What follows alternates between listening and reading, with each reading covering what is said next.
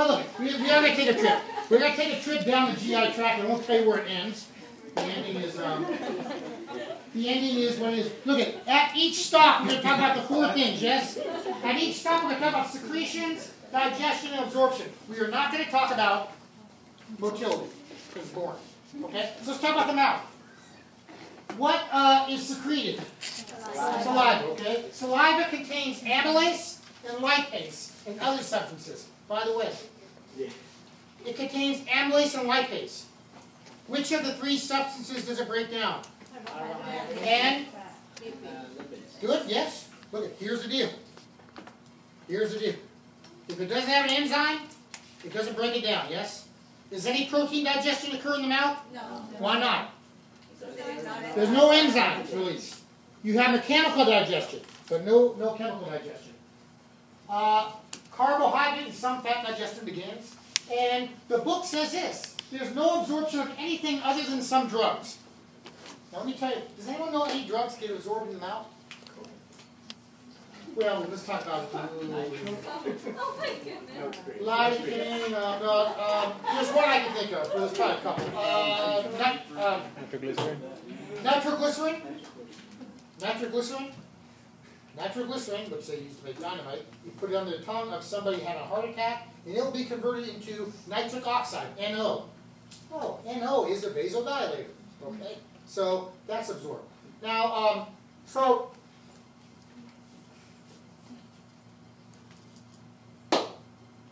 I gave the same lecture 6 years ago at City College, and I went right to the stomach, and as I'm in the stomach, this guy named Douglas Setting, right there he was sitting, although it was a different building, and he said, I don't understand. This is why I always like telling the story, because I told him what I was told. He said, I don't understand. I've been an EMT for, I don't know, 7 years, and we give glucose tablets to people in diabetic crises, and we stick it under their tongue. So he said, if nothing's absorbed, I don't understand this. Right? I mean, so I just went, hey, this is great. So we talked about it as a class. Here's the question I asked. What has to happen to get something absorbed in the mouth? Or in any structure? Just talk about it. Yeah. Chemical breakdown, yes? So, I'm thinking amylase. Oh, I got it.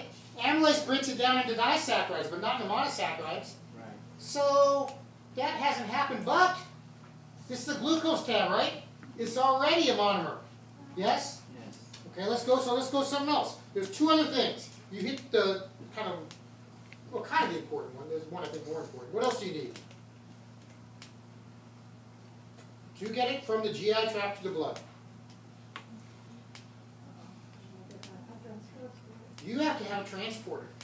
I think this is the most important thing.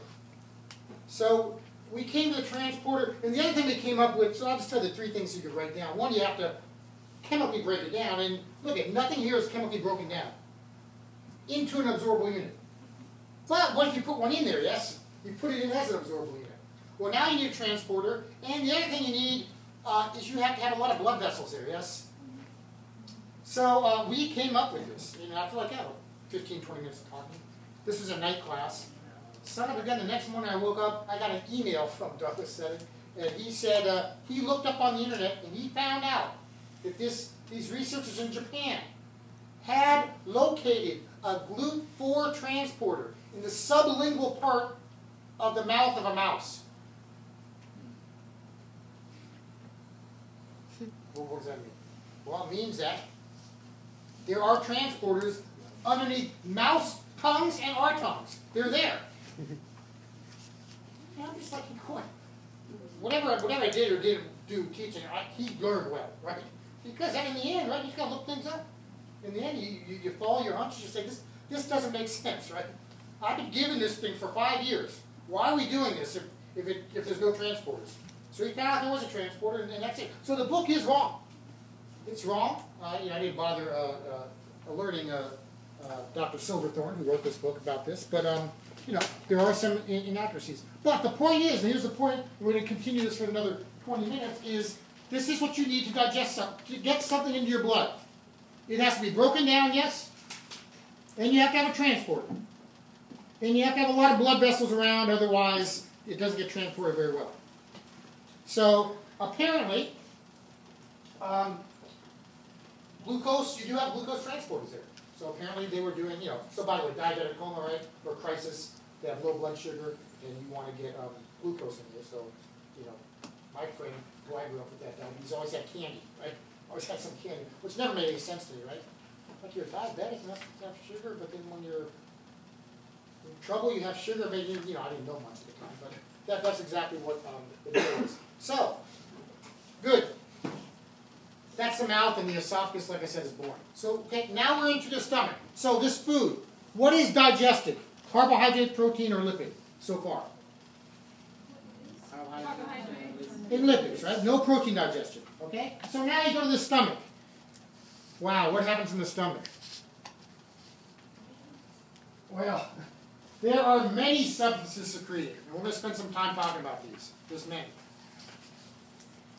What gets digested? Protein and fat. So now you can tell me right now, do you think you're going to have some lipase in there? Yeah, you're going to have lipase. And you're going to have some enzymes that break down that. Only a few substances are absorbed here. They say alcohol, aspirin, and some other drugs. Did we already talk about this? Why you get drunk on a slower when you're eating food? Did we talk about this?